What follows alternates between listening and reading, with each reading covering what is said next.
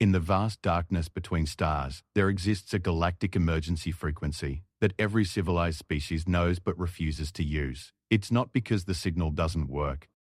It's because of who answers. The channel has one purpose: to contact the species that every other race in the galaxy fears, respects, and desperately tries to avoid angering. When the Zelthoran Conclave activated that frequency for the first time in 3,000 years, they knew they were making a choice between certain death and possible survival.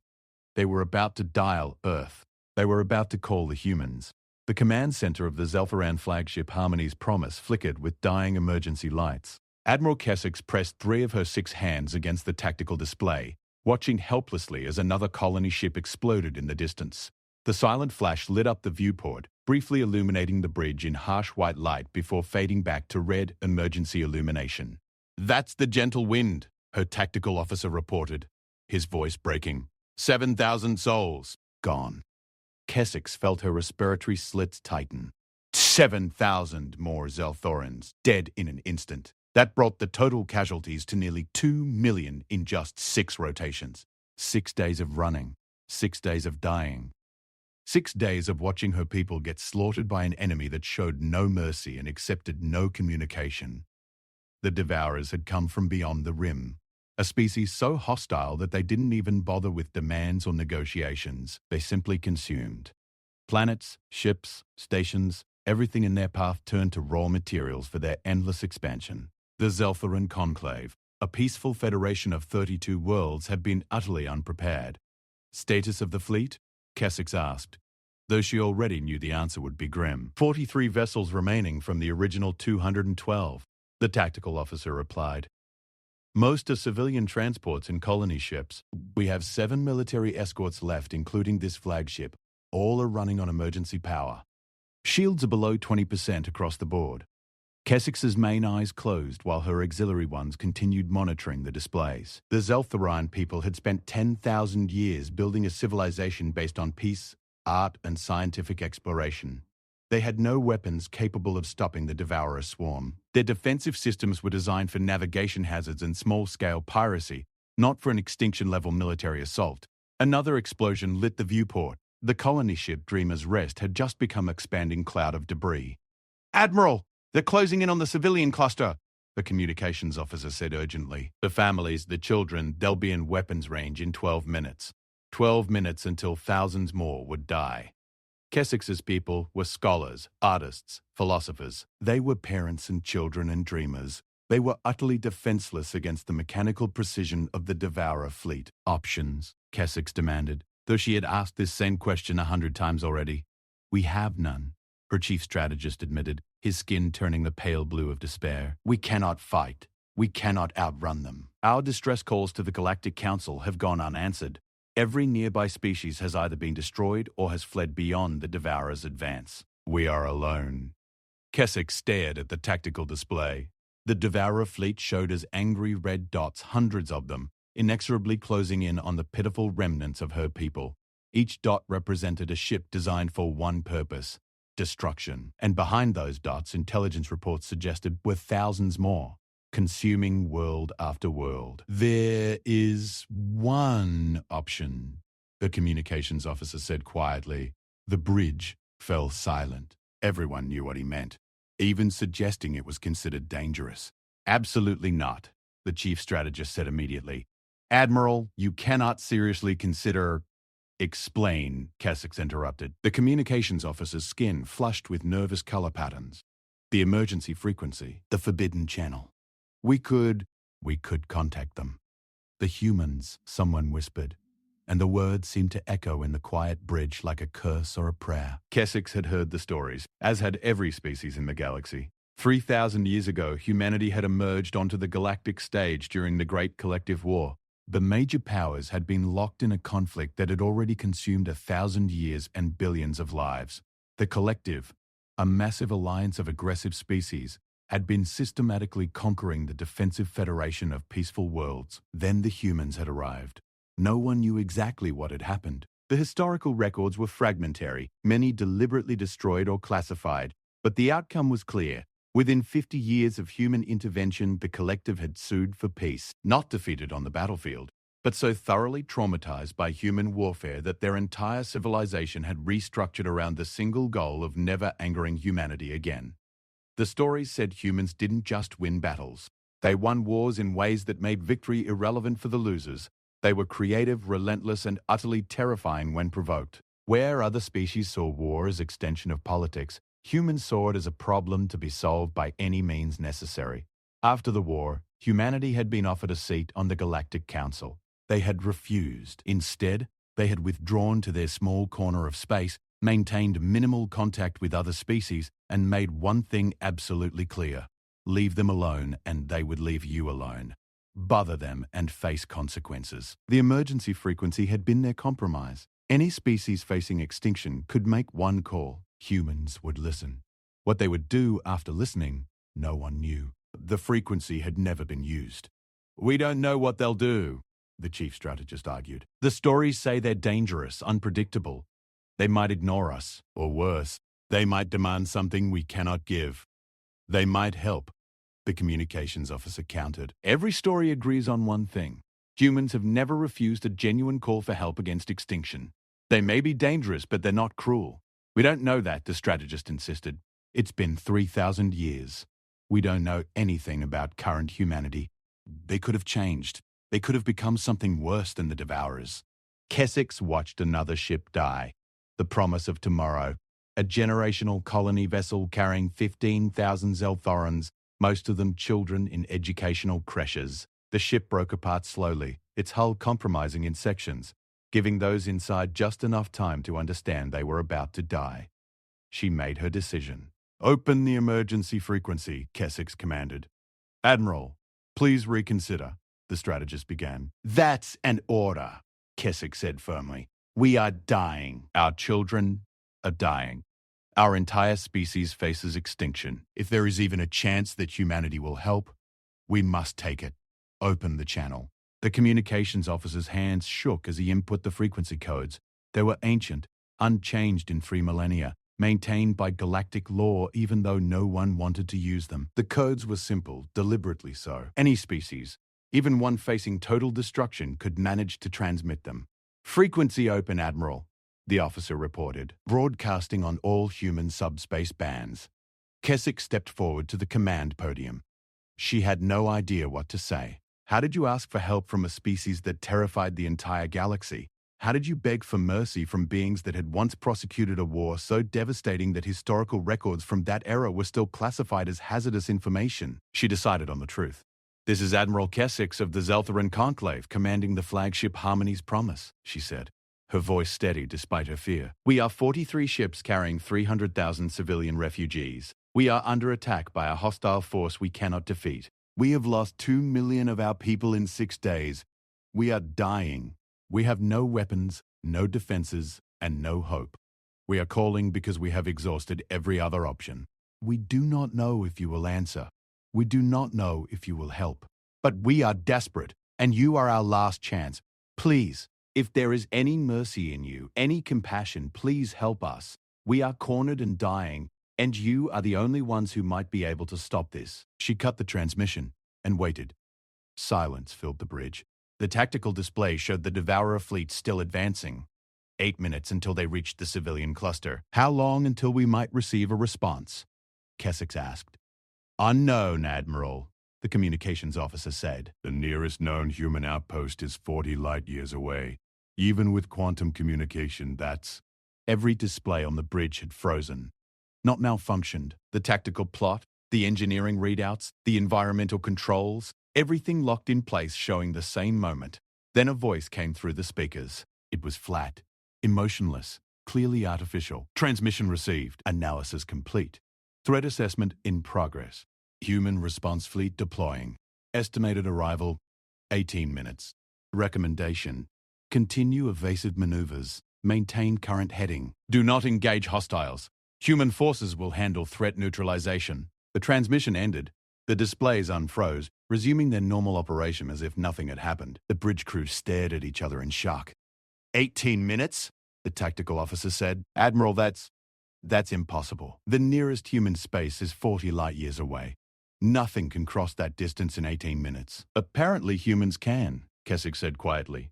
She looked at the tactical display. The Devourer fleet was 7 minutes from the civilian ships. Would the humans arrive in time? And when they did, what would they do? All ships, this is the Admiral, Keswick's broadcast to the fleet. Continue evasive maneuvers. Help is coming. Unknown designation, unknown capabilities. Arrival in 18 minutes. Protect the civilians. Stay alive. Just stay alive a little longer. The minutes crawled past. 5 minutes to contact. 4, 3. The Devourers opened fire on the outermost civilian ship. Keswick watched the weapons track across space, knowing that nothing could stop them. The transport vessel Bright Future was about to die, and there was nothing she could do. The weapons disappeared, not detonated, not intercepted. Simply gone, erased from existence between one moment and the next. What just happened? Keswick demanded. Unknown, Admiral, the tactical officer said, frantically checking his instruments. The Devourer weapons just ceased to exist. No explosion, no energy signature, they just stopped being there. The Devourer fleet halted its advance. On the tactical display, Keswick could see them reorganizing, pulling into defensive formations. They had noticed something. Then space tore open. Not a wormhole, not a jump point. Space itself ripped apart like fabric, and through the tears came ships, human ships. They were wrong. That was Keswick's first thought. The ships were wrong in a way that made her brain hurt. They were shaped impossibly, their hulls seeming to exist in more dimensions than 3, their surfaces reflecting light that hadn't hit them yet. They moved in ways that violated physics, turning without thrust, accelerating without visible propulsion, and there were so many of them. Count! Keswick! Shouted. I can't, Admiral, the tactical officer said, his voice filled with disbelief. The sensors can't get a solid reading. The number keeps changing. Best estimate, 3,000 vessels. No, 5,000. No, wait. The human ships had arranged themselves in a perfect sphere around the Zelthoran fleet. The Devourers, suddenly finding themselves between the civilians and the human vessels, began to maneuver, bringing their weapons to bear. The humans broadcast a message. No preamble, no negotiation, just a simple statement in flawless galactic standard. You are attacking a species under human protection. You have 3 seconds to withdraw beyond this system's heliopause. Failure to comply will result in comprehensive termination. This is your only warning. The Devourers responded with weapons fire. Thousands of projectiles, energy beams and exotic weapons filled space, all aimed at the human fleet. The humans responded in turn. What happened next would haunt Keswick's dreams for the rest of her life. The Devourer fleet, hundreds of warships that had destroyed an entire civilization, simply stopped existing. Not destroyed in the conventional sense with explosions and debris. They were there, and then they were not. Erased from reality with surgical precision. The entire engagement lasted 4 seconds. Then a new transmission came to the Harmony's promise. Audio and visual this time. The screen showed a human, the first living human Keswick had ever seen. She was young by human standards, wearing a simple uniform, her features calm and professional. Admiral Keswick, I am Commander Sarah Chen of the Human Defense Initiative. Your people are now under our protection. Medical and engineering teams are en route to your vessels. We'll escort you to a safe harbor and discuss longer-term arrangements. You did the right thing calling us.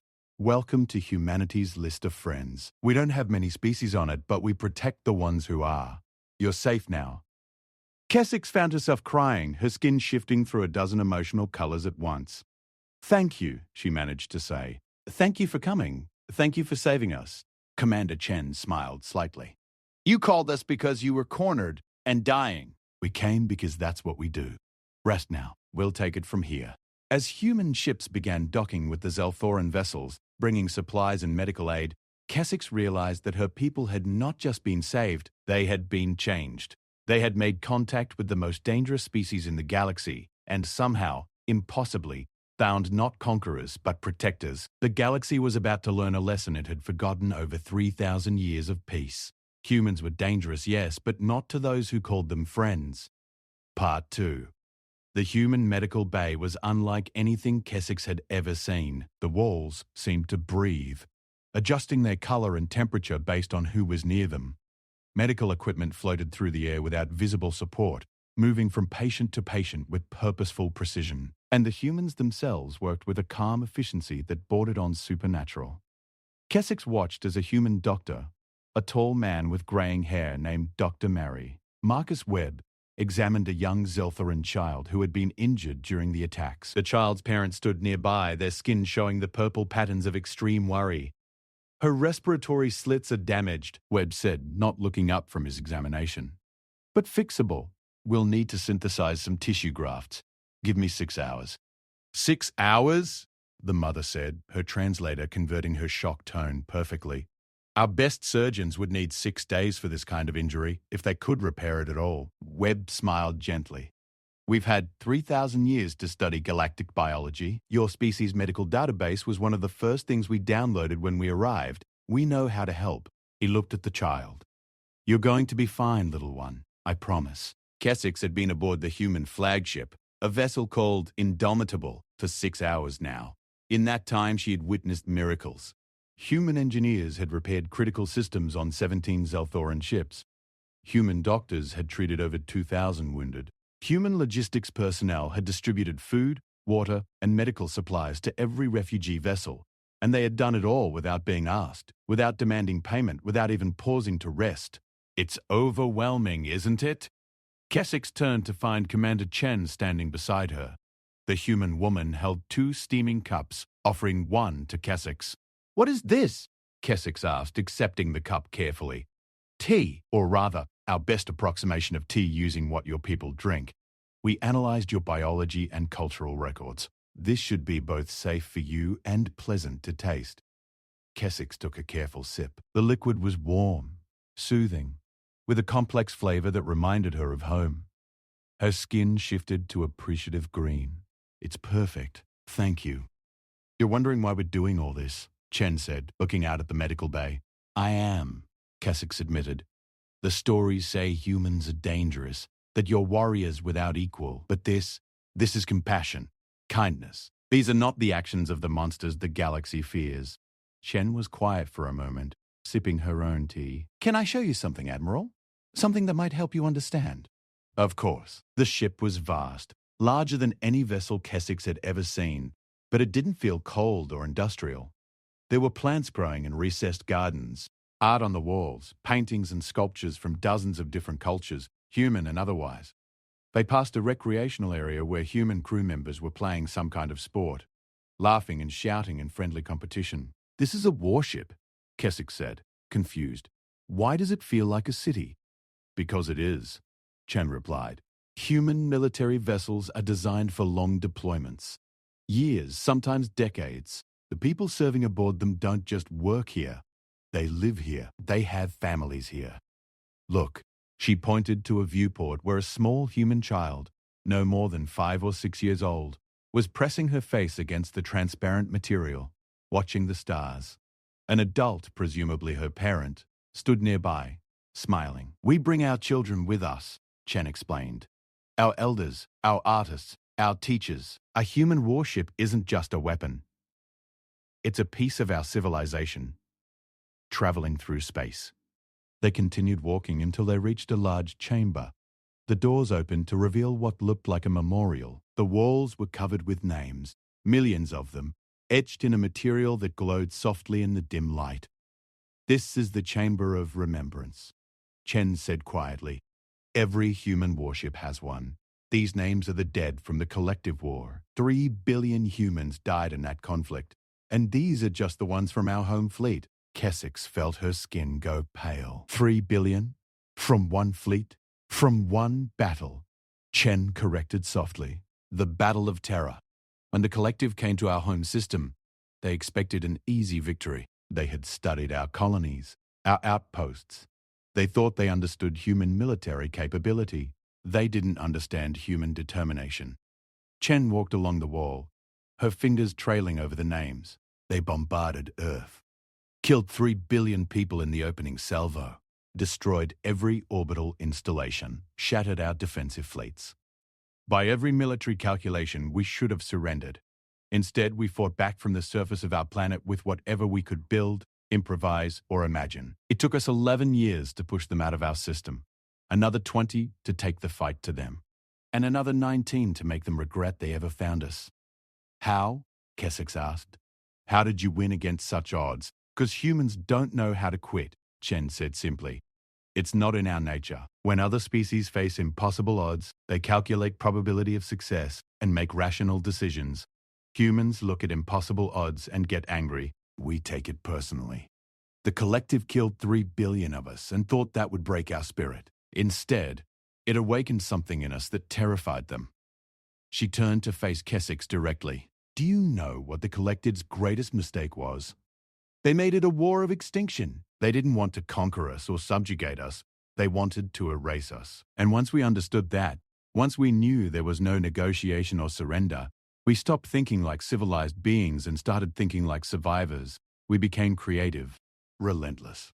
We did things that other species couldn't even imagine. What kind of things? Kessex asked, though she wasn't sure she wanted to know. Chen gestured to a display that activated at her command. It showed historical footage from the war, images that made Kessex's skin crawl, humans fighting in impossible conditions, ships built from asteroid debris, weapons that seemed to defy physics, tactics that bordered on insanity. We turned our civilian vessels into weapons. We trained children to fight because we needed every able mind and body. We developed technologies in months that should have taken decades. We made alliances with species the collective had conquered and helped them fight back. We showed them that resistance was possible. And when the collective tried to destroy our culture, we made it our armor. Every song they tried to silence, we sang louder. Every artwork they tried to erase, we recreated. Every tradition they tried to eliminate, we cherished more deeply. The display showed a final image. A human flag, tattered and burned, flying over the ruins of what had once been a collective command station. By the time the war ended, the collective had lost more than territory or ships. They had lost their certainty. They had believed themselves invincible, superior. We'd proved them wrong. Not just defeated them, but made them doubt everything they thought they knew about warfare, about strength, about survival. Chen turned off the display. That's why other species fear us, Admiral. Not because we're cruel or because we enjoy violence. They fear us because they've seen what happens when you threaten human survival. We don't just fight to win. We fight to ensure our enemy never threatens anyone again. Kessex was silent for a long moment. Then she asked the question that had been building in her mind since the rescue. So why help us? Your people have isolated themselves for 3,000 years. You could have ignored our call. Why risk involving yourselves in another conflict? Chen smiled, and it was a warm, genuine expression. 'Cause that's the other thing humans are, Admiral. We're empathetic. Sometimes dangerously so. When we see someone suffering, especially children, the vulnerable, the innocent, we can't just walk away.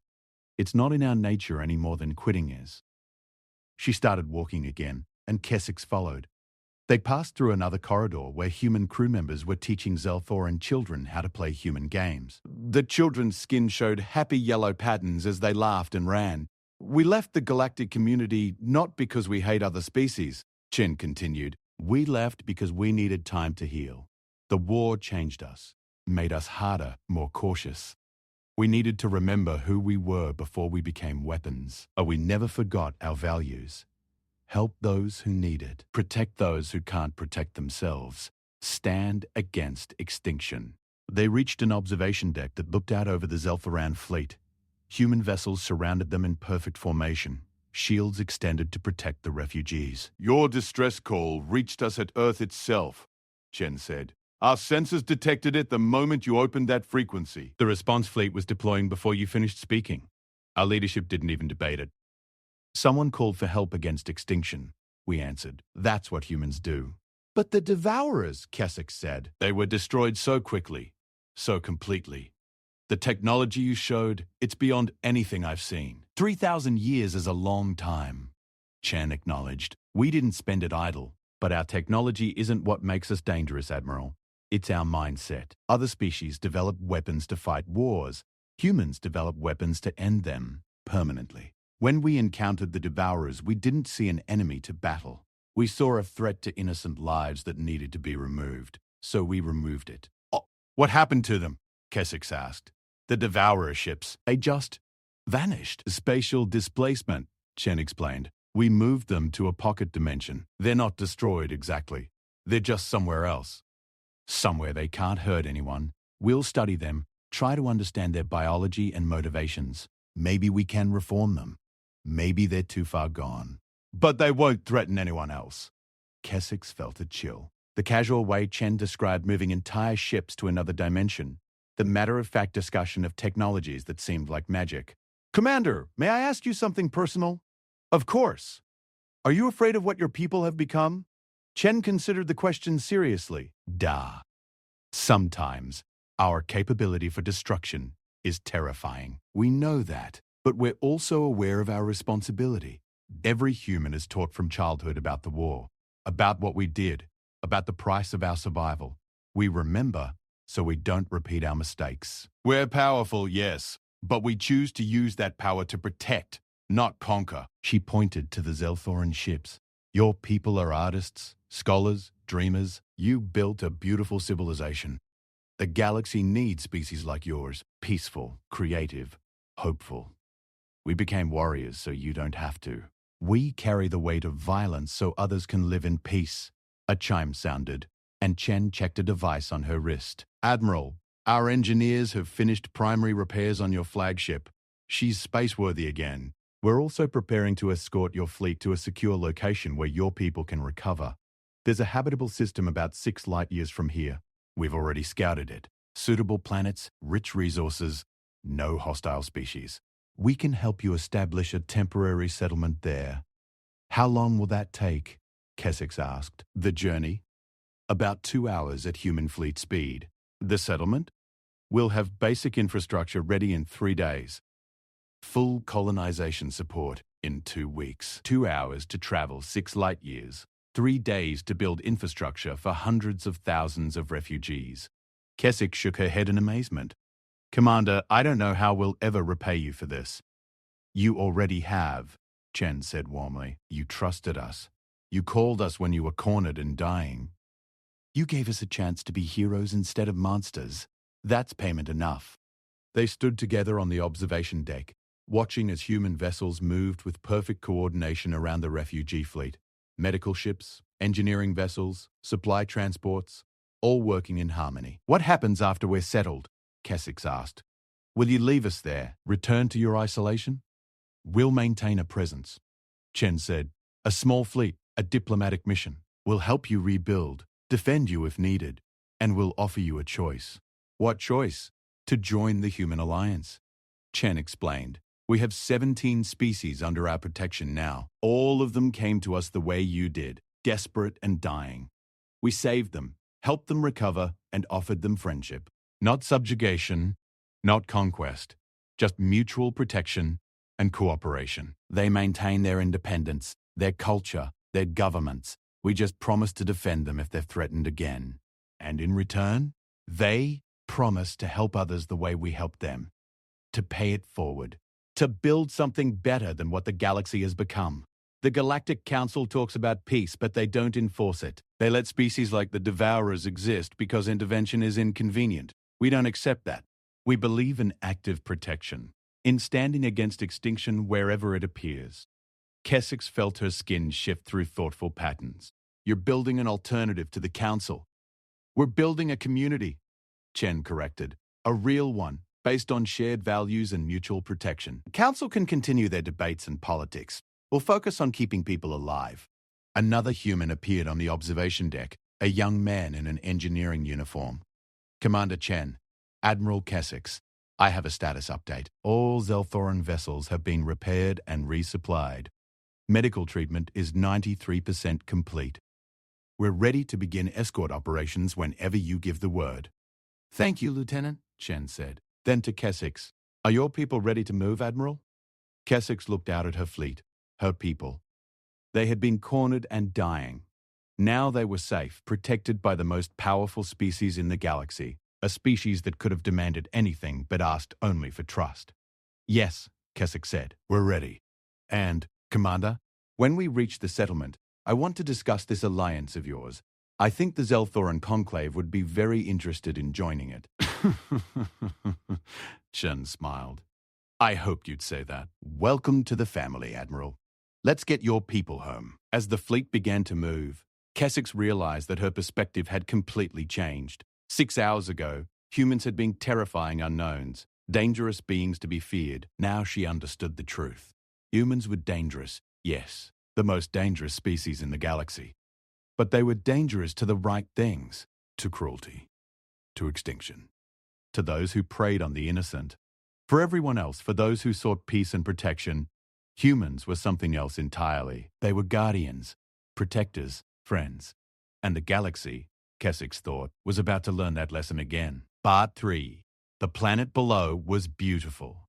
Kessex stood in the observation room of the temporary orbital station, watching as her people's ships descended through the atmosphere to the surface. The world had no name yet, just a catalogue designation, but it would soon become New Harmony, the first Zelthoran colony established under human protection.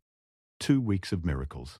True to their word, the humans had built basic infrastructure in 3 days. Shelters, power generation, water purification, agricultural facilities, everything needed for 300,000 refugees to survive and begin rebuilding. But they hadn't stopped there. They had built schools and hospitals, cultural centers and research facilities.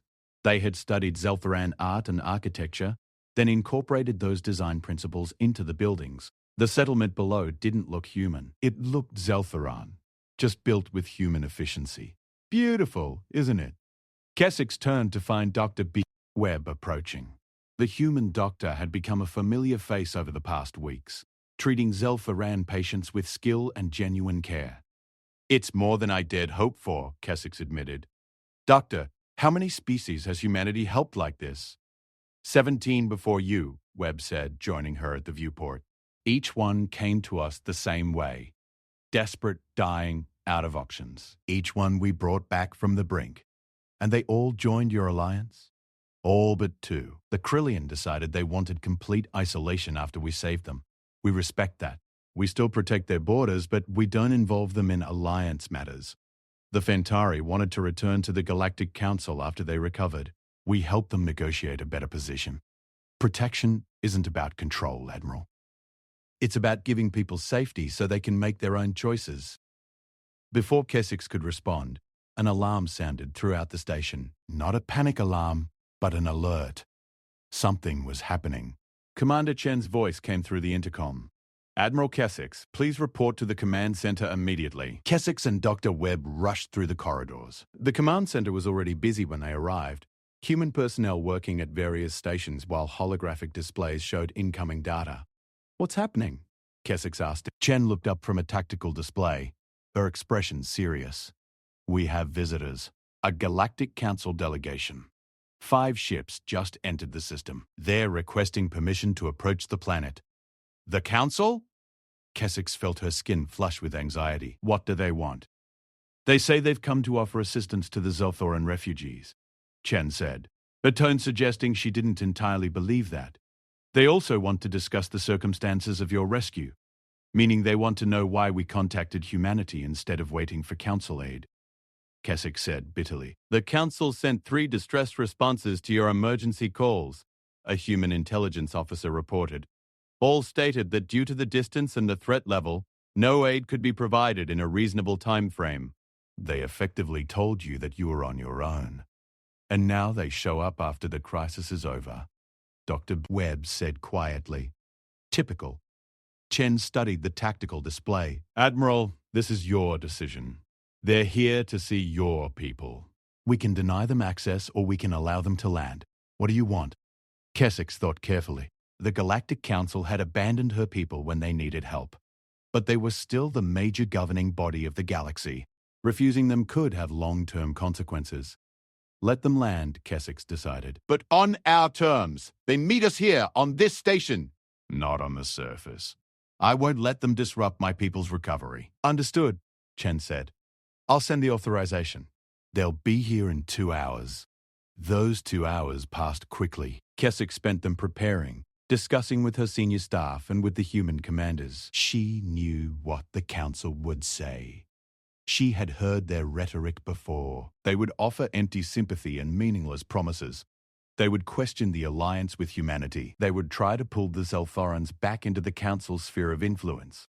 When the delegation arrived, They were exactly what Kessex expected. 5 representatives from major council species: a Vraxian, tall and crystalline; a Calthosi, quadrupedal and elegant; a Nexian, floating in a containment field; a Thrumian, massive and armored; and leading them, a Primus, the species that held the council chairmanship. The Primus, who introduced himself as Councillor Vexus, greeted Kessex with practiced warmth. "Admiral Kessex, we are overjoyed to find your people safe. When we received word of the Devourer attacks, we feared the worst." "You feared correctly," Kessex said coldly. "We lost 2 million people before help arrived. A tragedy," Vexus said smoothly. "Which is why the Council has authorized a substantial aid package for Zelthoran recovery. Medical supplies, construction materials, financial support." "We want to help you rebuild." "Rebuild what?" Kessex asked. "Our worlds were destroyed. Our fleets were shattered. 2 million of our people are dead. Where was this aid package when we were calling for help?" Vexus's expression didn't change. "Admiral, you must understand, the Council has protocols. Mobilizing a defense fleet takes time, requires authorization from multiple committees. By the time we could have responded, the situation had resolved itself." "The situation resolved itself because we called for help from someone who actually answered," Kessex said bluntly. "The humans responded in 18 minutes. The Council would have taken 18 months, if you came at all." The Vraxian delegate spoke up, her crystalline voice resonating. "Which brings us to a matter of concern, Admiral. You contacted humanity using the emergency frequency. That channel is meant only for cases of imminent extinction." "We were facing imminent extinction," Kessex said. "Or did you miss the part where the Devourers were systematically destroying our entire species?" "Nevertheless," the Vraxian continued, "the use of that frequency is considered a matter of galactic security. Humanity has been isolated for 3,000 years by mutual agreement. Activating that channel risks destabilizing that arrangement." Commander Chen, who had been standing quietly nearby, spoke for the first time. "Councillor Vexus, with respect, the Admiral was well within her rights to use that frequency. It was established by galactic law specifically for cases of extinction-level threats. Are you suggesting she should have let her people die to avoid inconveniencing the Council?" Vexus turned to Chen, and Kessex saw something flicker in his eyes. "Fear, Commander Chen. We did not expect human representation at this meeting." "This is a human-protected settlement," Chen said evenly. "Of course we're here. The Zelthorans are under our protection now." "About that?" the Nexian delegate said, its translated voice emanating from its containment field. "We understand that humanity has offered the Zelthorans some form of alliance. The Council must express concern about this development." "Why?" Kessex asked. "The Council abandoned us. Humanity saved us. Why should you care who we ally with?" "Because humanity represents a destabilizing force in galactic politics," Vexus said, finally dropping his diplomatic tone. "For 3,000 years there has been peace because humanity has remained isolated. If you begin forming alliances, offering protection to species outside your borders, you risk triggering conflicts that could engulf the entire galaxy." "How interesting," Chen said softly. "So when the Council forms alliances and offers protection, it's governance. When we do it, it's destabilization." "It's different," the Thrumian said, his deep voice rumbling. "The Council operates through consensus and established law.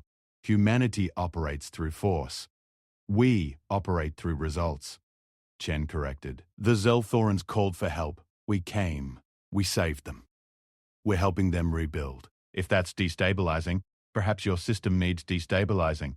The room temperature seemed to drop. The Council delegates shifted nervously. Even 3,000 years later, they remembered what humanity was capable of when pushed. Vexus tried to regain control of the conversation. "Admiral Kessex, please understand, we only want what's best for your people. The Council can offer you representation, trade agreements, diplomatic protection.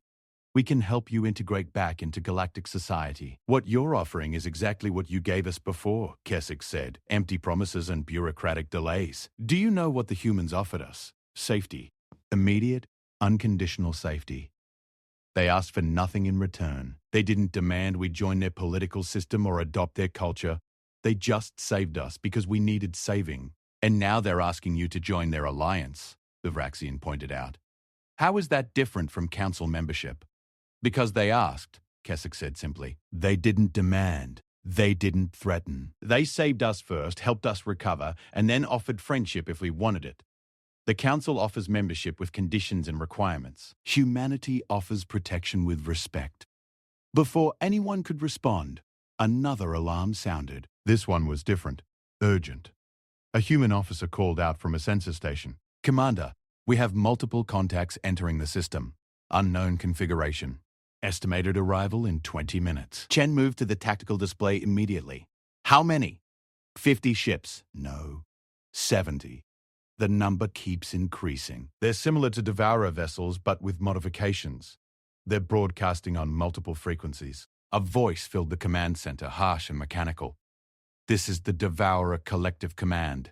We have detected the destruction of Fleet Omega-7 and the displacement of its vessels. This is an unacceptable act of aggression.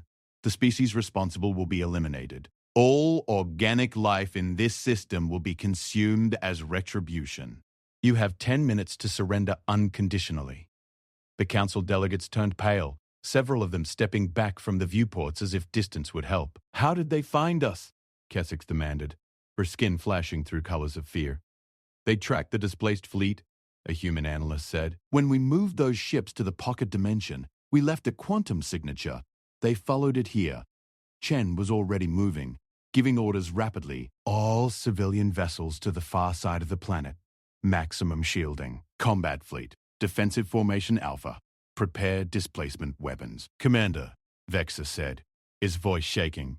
That's a Devourer invasion force. We need to evacuate immediately. Contact the Council fleet. Your fleet is 18 light years away.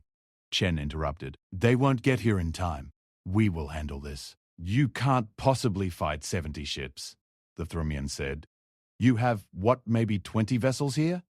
15, Chen corrected. More than enough. This is madness, Vexus said. We must flee. Contact your main fleet for reinforcements. Chen turned to face him fully, and Keswick saw something in her eyes that made the human seem 10 feet tall. Counselor, the Zeltharans are under our protection. This settlement is under our protection. You are in our territory, which means you are under our protection. We don't run. We don't abandon people who need us. We fight. Now, you can stay here in safety, or you can take your ships and run. Your choice. But we're not leaving. The Devourers were 8 minutes out. Kessex watched the tactical display as the human fleet repositioned. 15 ships against 70. Any military analyst would call it impossible. Admiral, Chen said, turning to Kessex, I want you to go to the planet. Take the council delegation with you. Get to the shelters. I will not run while you fight for my people, Kessex said firmly. Chen smiled. Then stay. Watch. Learn what it means to have humanity as your ally. The Devourers entered weapons range. The human ships didn't move, didn't even raise shields. They simply waited. Why aren't they defending themselves? The Kelthersi delegate asked, her voice high with panic. Because they don't need to, Kessex said quietly, understanding suddenly. She had seen this before. Humans didn't just fight to win. They fought to send messages.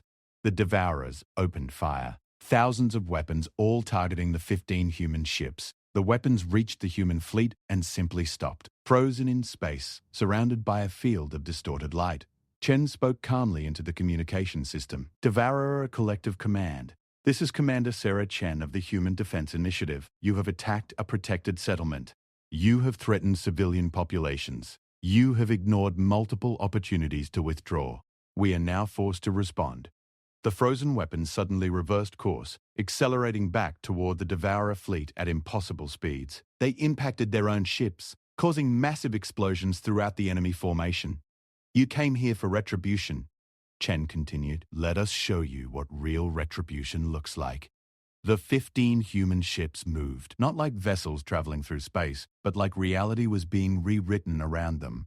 They simply appeared where they wanted to be, scattered throughout the Devourer formation.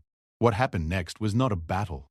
It was a demonstration. The human ships didn't just destroy the Devourers, they dismantled them. Each enemy vessel was systematically taken apart, piece by piece, its weapon systems neutralized, its engines disabled, its command structure isolated. And then, as the Zeltharan and council delegates watched in stunned silence, the human ships began transmitting data. We are uploading your complete technological database, Chen announced. We are mapping your fleet distributions. We are identifying your home worlds, your breeding facilities, your command structures. We are learning everything about you. And now, we are going to make you an offer. The Devourer ships, now completely disabled, hung in space like broken toys. You have proven yourselves to be a threat to peaceful species throughout the galaxy, Chen said. You exist only to consume and destroy. This is unacceptable. We are giving you one chance to change. You will withdraw to your home territories. You will cease all aggressive expansion. You will release any conquered populations, and you will submit to human monitoring. If you refuse, if you attack another species, if you harm one more innocent being, we will not capture your fleets. We will not disable your ships. We will come to your home worlds, and we will end your species. Completely, permanently. This is not a negotiation. This is a statement of fact. You have 10 seconds to signal compliance. 5 seconds passed in absolute silence. Then, one by one, the Devourer ships began transmitting acceptance signals. Compliance acknowledged, Chen said. You will be escorted to your territory borders and released. Any deviation from the agreed terms will result in immediate termination. We will be watching. Always. The human ships began moving the disabled Devourers out of the system. The entire engagement had lasted 12 minutes. Kessex looked at the council delegates. They were staring at the displays in shock, unable to process what they had just witnessed. That, Chen said, turning to face them, is why species call us instead of the council. When we protect someone, we actually protect them completely, permanently, without hesitation. Vexus found his voice, though it shook. You just defeated an invasion force and forced an entire species into submission in 12 minutes. Yes, Chen said simply. And we'll do it again if we need to. To any species that threatens the innocent. That's what the Human Defense Initiative does. We defend. Actually defend. Not with words or committees or political maneuvering. With action. She walked over to Kessex. Admiral, you asked me earlier if we were afraid of what we've become. The answer is yes. We're terrified of our own power. But we're more terrified of what happens if we don't use it. The galaxy has predators, species like the Devourers that exist only to harm others. Someone has to stand against them. Someone has to protect the peaceful species, the artists and dreamers and scholars. That's what we chose to become. That's our purpose. Kessex felt tears forming in her eyes. Thank you. Not just for saving us now, but for being what the galaxy needs. Thank you for trusting us, Chen replied warmly. Vexus stepped forward, his diplomatic composure somewhat recovered. Commander Chen, Admiral Kessex, the Council will need to discuss these events. This changes the political landscape significantly. It changes nothing, Chen said firmly. The Council can continue its work. We're not interested in governing the galaxy. We're interested in protecting those who need protection. If the Council wants to help with that, we welcome the cooperation. If not, we'll continue anyway. She looked at each of the delegates in turn. But understand this. We will not ask permission to save lives. We will not wait for committee approval to stop extinction. We will not sacrifice innocent people for political convenience. If that destabilizes your system, build a better system. In the days that followed, the story of the Second Battle spread across the galaxy. The council delegates had recorded everything, and despite their concerns, they couldn't suppress the footage. Species everywhere saw what humanity had done. 15 ships defeating 70. An entire predatory species forced into submission without destroying a single vessel. But more importantly, they saw why humanity had fought. Not for conquest or glory or resources. They fought to protect refugees. They fought to defend the innocent. They fought because someone had called them for help. Within a month, 17 more species had contacted the Human Defense Initiative requesting protection. The Council tried to discourage them, but the message was clear. If you were cornered and dying, you called the humans. They would answer. They would come. They would protect you. Admiral Kessex stood on the surface of New Harmony, watching Zelthoran children play in the gardens the humans had built. They were laughing, creating art, studying the stars. They were alive because humanity had answered a desperate call. Commander Chen joined her, the two of them standing in comfortable silence. The galaxy is changing, Kessex said finally. Yes, Chen agreed. It's becoming what it should have been all along, a place where the strong protect the weak, where species help each other, where no one dies alone and afraid because bureaucracy was too slow to save them. And humanity leads this change?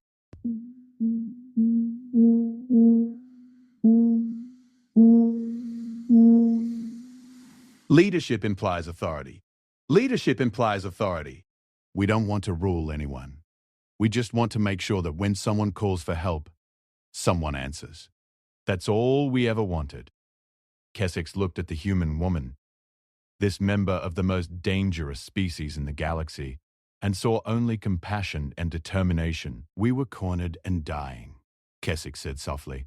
We dialed the most dangerous species in the galaxy, and we found our greatest friends. Chen smiled. And you gave us something just as valuable, Admiral. You gave us purpose. You reminded us why we became what we are. Thank you for calling us. Thank you for trusting us. Thank you for letting us be heroes instead of monsters.